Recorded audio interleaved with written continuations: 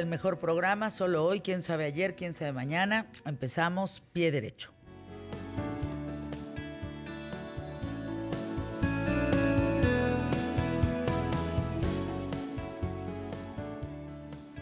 ¿Qué tal? ¿Cómo estás? Espero que te encuentres muy bien. Gracias por acompañarme. Te doy la bienvenida. Mi nombre es Fernanda Familiar y hoy en QTF quiero platicarte los mitos en torno a la conquista y la caída de Tenochtitlán.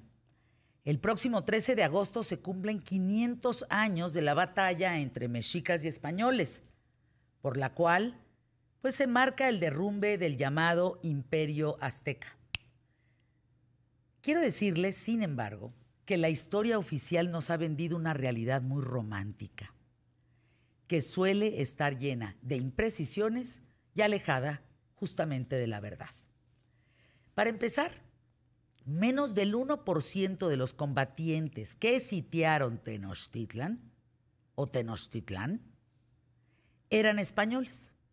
Incluso hubo soldados descendientes de africanos y otros indígenas también del Caribe, no solo españoles. Además de totonacas y otros mesoamericanos, la mayoría de los guerreros que derrotaron a los mexicas, les quiero decir que no eran un tema de españoles, fueron los nahuas y los tlaxcaltecas, porque eran sus acérrimos enemigos. Y si alguien era brutal, los tlaxcaltecas. Eso sí, eran, ¿verdad? No, cruentos, sangrientos por donde la vieras. A ver, esto no quiere decir, porque fíjense, de hecho, se llamaba aztecas a las 3 ciudades-estado que controlaban el imperio de la Triple Alianza. Así es que lo que los aztecas de Texcoco y Tacuba, por ejemplo, también tuvieron que ver con la conquista. Ahora, los españoles no cometieron masacres, ¿eh? Sí esclavizaron, hubo violencia, pero les digo que la caída de Tenochtitlan fue más un logro del odio entre indígenas, entre esta pugna de aztecas, tlaxcaltecas, nahuas, en fin. Otra verdad a medias que se dice es que el 13 de agosto se consuma la conquista y empieza el periodo colonial, ya que aún quedaba vivo Cuauhtémoc, que fue el último emperador azteca. Cuando Cuauhtémoc se rinde, el imperio se encontraba fragmentado en 2 ciudades-estado correspondientes a Texcoco y Tlaxcala, que vieron la oportunidad de independizarse. Fuera de quedar plenamente en dominio de los conquistadores, el imperio azteca se dividió y siguió existiendo durante varias décadas. Después de la caída de Tenochtitlán, se llevaron a cabo campañas militares, estamos hablando durante 26 años, por lo que el proceso de la conquista en realidad terminó en 1547. Ahora, por último, siempre se ha dicho que la historia la cuentan los vencedores a su modo. Y en su caso, por supuesto, en este tema de la conquista ocurre exactamente lo mismo. Los españoles hablan en sus relatos de logros asombrosos, maravillándose de sus triunfos y de sus proezas. Y pues la realidad es que son bien exagerados. Y fue un tema exagerado por los cronistas, por los frailes.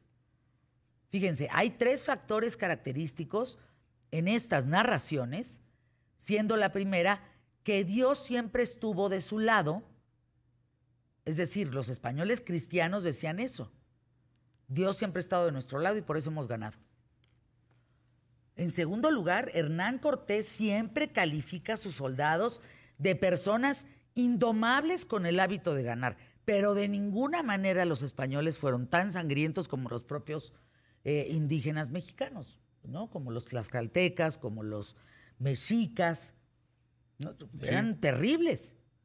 O sea, imagínense el español, por muy cruento que era y por muy violento, pues no arrancaba corazones. No estoy minimizando el acto, que era un ritual y que era algo sagrado, pero imagínense también un español viendo que de repente pues, se formaban para sacar los corazones, pues para ellos ha de haber sido escenas muy violentas, ¿no? Sí, yo también lo creo. Porque ellos los esclavizaban, no estoy minimizando, los esclavizaban, los violaban, pero pues no les sacaban el corazón. Era una barbarie en esos tiempos, ¿eh? Ahora, para terminar, los conquistadores escriben individualmente sus hazañas, no le escriben en conjunto. Y le escriben motivados por una profunda lealtad a la corona, con un carácter sobrehumano, porque ellos tenían que también, pues, ponerle más sal y pimienta, por decirlo así, porque eran los escritos que llegaban a la corona. Esto provoca una visión negativa de los indígenas, a los que señalan como traicioneros, lo que les digo, sanguinarios, bárbaros, pero eso no justifica su invasión. Pero sí, para los españoles, frente a la corona, era una manera de justificar, pues, esta invasión. Por esto mismo, aun cuando los hechos de la conquista, la caída de Tenochtitlan, han cambiado con el tiempo, la imagen del pueblo indígena bárbaro, pues, se ha sostenido. ¿Tú conocías datos, por ejemplo, de la caída? ¿La caída crees que fue un tema de los españoles, un tema de los indígenas? ¿Qué te enseñaron sobre la conquista en la escuela? ¿De qué te acuerdas? De eso vamos a hablar y mucho más. Así es, sobre todo porque se cumplen estos 500 años. 20 de junio de 1325 es la fecha en que se funda Tenochtitlán, que por cierto están haciendo algunos arreglos ahí en el Zócalo de la Ciudad de México, precisamente por esto. Y de eso vamos a estar platicando el día de hoy. Quédense con nosotros hasta la 1.